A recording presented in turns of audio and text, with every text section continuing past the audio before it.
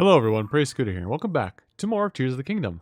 Last time, we fought a lot of enemies that were, though large in size, were actually kind of frail. Anyway, there's a large cluster of Lightroots on the horizon. Oh, what other hot takes can I pull out of my hat today while I'm recording after work?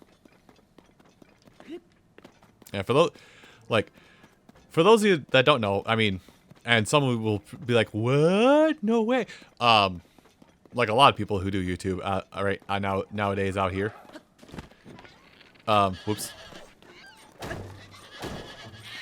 I have to keep a 9-to-5 job, so I can I have to do a 9-to-5 job, so I don't get to like purely do YouTube only. So I'm fresh off of work, which is a plus and a minus for me, really. It's a plus and a minus. Like, it's a minus because I only get like, at most, like 5 hours a day to do this. 5 hours a day to do this, and it contends for my already. It basically overlaps with whatever I consider my free time or my wind down time. So this stuff I'm recording is basically right in the middle of my I need to unwind from work time. Everybody has that time. Everybody needs that time. So yeah. This isn't a pity post, by the way. I like how I call it pity post, by the way. This isn't me like asking for pity or anything. I'm literally just telling you because it kind of would stand a reason why I'm a little goofy or weird in some of these videos, or in some of the videos I record for you guys.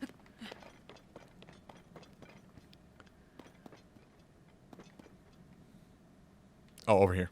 I can barely make out what's safe and what's not, but I should probably stop dancing with the devil.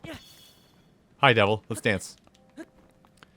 But it would stand a reason why I'm always like picking hot button topics or talking about things that might seem a little yeesh. Because I'm trying to unwind my brain. But unwinding my brain isn't exactly...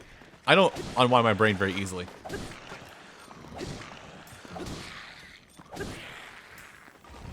And I guess my way of unwinding my brain comes down to... let's talk about things that people would rather not talk about, especially for this series. Don't worry. I've said it before, but it bears repeating. As soon as we're out of the depths, we'll be able to... Yeah, good thing I veered away. As soon as we're out of the depths, we'll be able to talk about things that are a little more lighthearted or more focused on the game. It's just that the depths very much make me focus on... Okay, good. This is marked. The depths make me very much have to, like, flex my conversational muscles. And as a casual reminder... I say it's a casual reminder. It's not really casual, but as a reminder, you know, it's a one-sided conversation. I could drag somebody in and talk about things, but then they also have to. But then I also have to put them on the same stipulation that I have put myself under of, we can talk about things. Where does this? If I go up here in the hangar. Oh, that's not going to go towards anywhere. This would go towards something. Anyway. It's like, yeah, we can come on, we can just rap about things, we can have a good powwow about things and talk. But keep in mind, these videos may not go out for like 3 or 4 months. So, nothing time sensitive, please.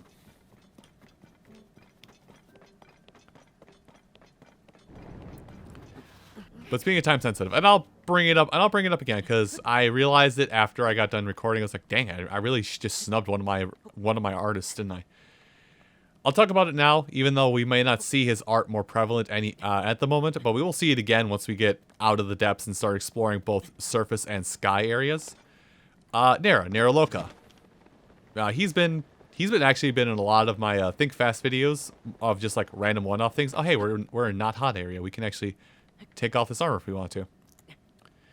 I will actually, and get an old tried and true combo.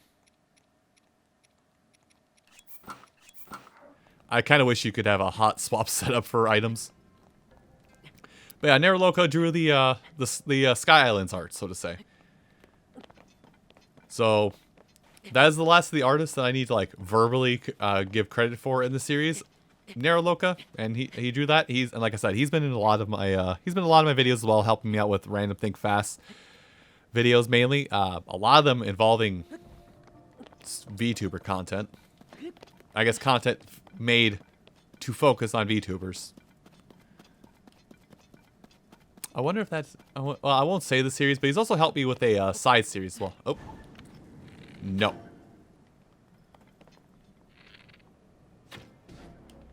Well, that is just great. I've been here, haven't I? Considering I just destroyed the Yiga clan member that had the super sparkly swooshy wooshy around him and nothing happened. I'm gonna pull this weapon out for now. So, I didn't draw attention. Well, now that I'm done drawing attention to Nera. Hi, Nera. How's it going? Now that I'm done drawing attention to Nera, let me draw attention to a mechanic in this game that I glanced over. Like, I went over this mechanic. Yeah, I went over this mechanic, and then I ignored this mechanic when we were in a thunderstorm, and then I almost ignored it again when we were in the depths, when we were in the hot area. But I think now is as good time as to draw attention to it. So, a lot of your weapons both defensive and offensive, can be affected by weather effects. As with, you know, this weapon we have right here, the base of it is a wooden club, so in the hot area we can't really use it because wood burns in fire.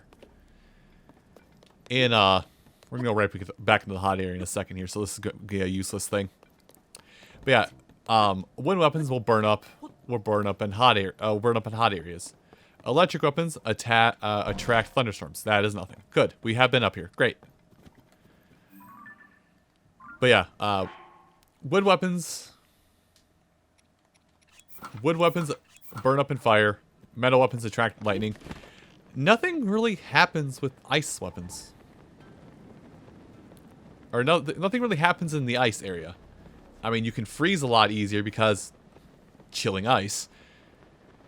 But there's nothing in the game that, like, you're in ice area, this thing will be cold. I actually feel like this is just me that has like a minor masochistic side to me. This is me being slightly masochistic in a sense where I feel like, you know, a way they could balance out the cold if they wanted to have it attribute to weapons in some fashion is they could actually make it so like metal weapons in the cold speaking of burning up my weapons, metal weapons in the cold would like every 30 seconds, like a very short amount of time, would actually deal some damage to you while you're wielding them. Just while you're wielding them, not while it's on your back or anything. But while you're wielding those weapons, it would just deal damage to you every so often. Because frostbite. Metal holds cold very easily. It holds hot very easy. For some reason, hot won't be applied to this. It's not applied to any weapons I'm using right now, so why would it be applied to anything else? But yeah, so metal weapons in the cold would just periodically deal a little bit of damage to you. Like a quarter of a heart. Very minor, very subtle damage. So, like, you can still use it. That is a big area. I feel like we're kind of heading that way, aren't we? Well, I want to head up all this other stuff first, so I'm going to warp up here. But still, I feel like that would be like a nice way to balance the whole weapon triangle thing, you know. I guess it would also nerf metal weapons even further, but like, because due to lightning storms, but, you know, metal weapons attract lightning. Metal weapons minorly hurt you, mainly your handsies. I like how I call them handsies, by the way. Metal weapons minorly hurt your hands because you're using a metal weapon. It's cold. It hurt your fingies. I don't know, this is just me brainstorming ideas to be minorly masochistic to people that aren't super big fans of it. Anyway, we're making this. All the pieces. Thank you. All right, attach. There we go. The ultimate machine has been rebuilt.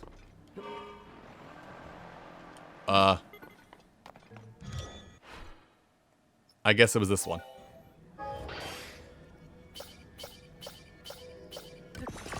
I guess that was the one, not the other one. Me smart. There we go. It's no longer front heavy. And it can take off. Yeah. Like, these are just little things I think about every now and again when I play a game. Like, here's the thing. Here's the thing with a lot of games. Almost every game, even. Even your favorite game. No game is perfect. This is a very good lesson to learn early on. That no game is perfect. Even this game, that actually, I think, I could be wrong in this, but I want to say this game, Tears of the Kingdom specifically, actually beat out Ocarina of Time for top 10 games of all time. Now, this isn't the only game that's in that category. Good, both Lightroots I wanted right there. Keep in mind, this isn't like the only game or the only Nintendo game in the video game top 10. But considering that it is up there, I'm going to turn this off for a minute. Maybe let it drop a little bit. Yeah, it's actually stabilizing. Neat. Oh. Well, we're going to need to go faster because the game has said I'm on a timer now. I was actually kind of hoping to use this a little bit going forward. Okay. Well, I'm going to hop off now. I'm going to hop off now. There we go. Have fun down there in the lava. Delivery. Didn't burn up, though. That's scary. But yeah, like, no game is ever perfect. And that's something you just have to recognize. And also, something you have to recognize and accept. But also don't take it as, like, a personal attack on you as a person. Is that no game is ever going to be a perfect game. Ever. There will never be a 100 out of 100 Metacritic score for a game. Ever. Full stop.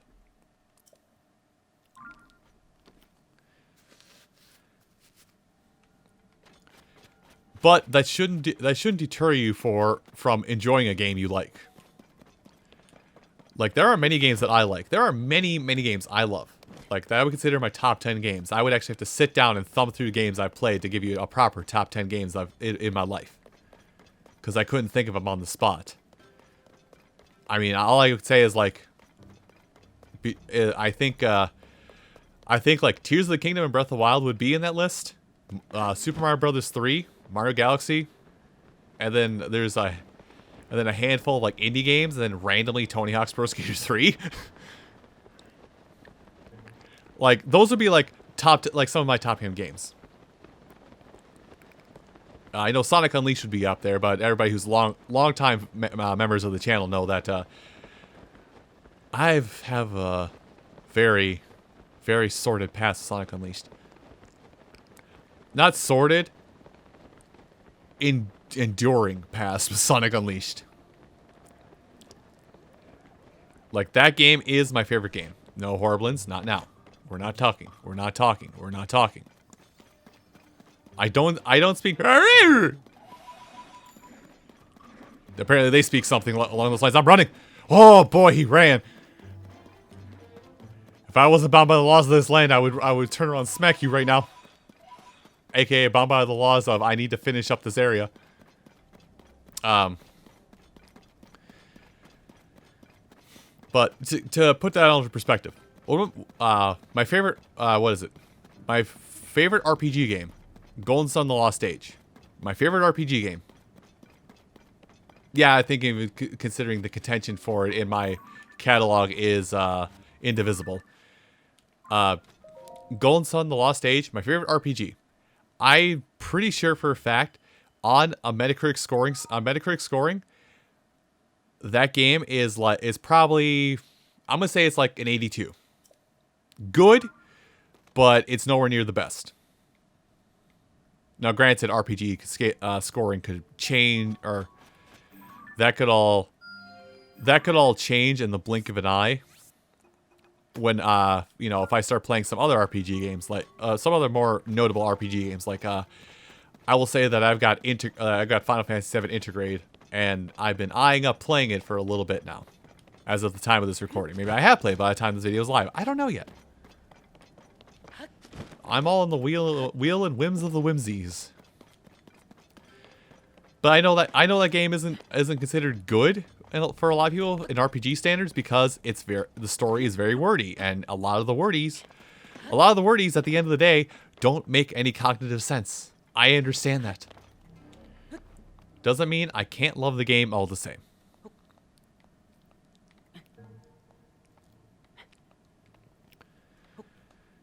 And another game in my, another game in my catalog of favorite games is the Terabad controlling Sonic R. I love that game. I know it's bad. The music is way out of place. The controls are garbage. Only 5 of the 10 character cast are even usable for the purpose of the game. I get all of that. I understand all of that to a T. I get it. It's a bad game. I still love it though. But why do I mention all this? I managed to corral my own thought process back in for a change. Why do I mention all this? Because even like a really good game, you're watching one right now, by the way, even a really good game is not perfect and can have like minor tweaks that would for you personally make it better. Which is why there's a lot of games out there like that have some kind of customization you can do in it to make it just that little bit extra special to you. Why am I climbing up here when I should actually be warping back to go up to this obvious battle pit to see what's actually up here? Just give myself a little bit of a divining rod so I can actually find it. But yeah, like, even your favorite games, there is something. There is something with your favorite games that you can admit is wrong, or something you think you can improve upon to make the game just that much better. And that might just be like a you only as a person, and how your personal preferences are, how it would make it better for just you, the singular person.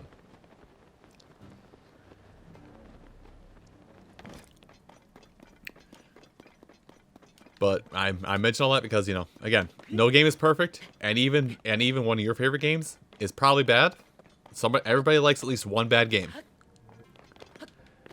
Not every game that you've played or enjoyed is going to be an absolute banger. No. Let me be. I'm busy. Man, I'm really gonna climb up all this entire weird trunk thing to get at this, whatever the hell this is in here, aren't I? Which is probably gonna be nothing in the end, knowing my luck. So here's me doing what I should be doing as a content creator, because apparently that's what I have to do now to keep engagement. Apparently this is part of my job to do this, and I don't like it, but, comments. What is a game, what's a game? What's a game that you play, you enjoy, that you love, that you know is bad? Like, what is a game that literally, for you, basically speaks the phrase of, it's trash, but it's good? Voice crack and toe. Thank you, voice crack. I appreciate you too. Dying of fire. Hey, look, a fire for my voice crack to die in. How convenient.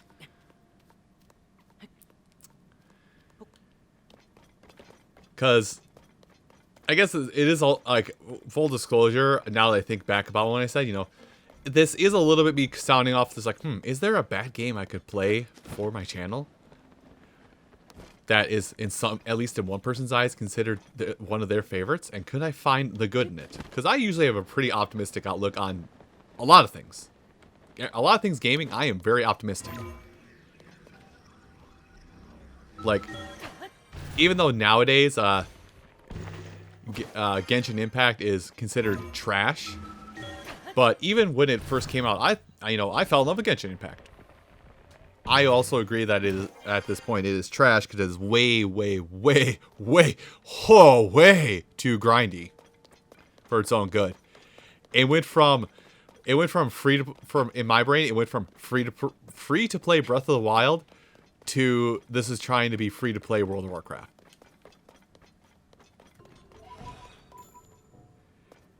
And even though there is a video upon that game, I should not have jumped from here, should jump from higher. Even though I do have a video, just one video on my channel of me playing World of Warcraft, I will say that World of Warcraft is probably like near the bottom of the barrel for me for games I enjoyed. At the time when I first started playing it, I enjoyed it, but a little bit of community, a little bit of the content roadmap burned that game alive for me. And I cannot find enjoyment in that game. And that game also ruined MMOs in general for me. You want to make an enemy out of me really fast? Say Loktar Ogar. And not just because I played Alliance. Now that I'm done bashing each and every game that you may ever love ever, everyone, thank you all so much for watching this episode of Tears of the Kingdom, and I hope you come back next time when there will be stories about my past in some capacity. I'll see you folks then. Take care.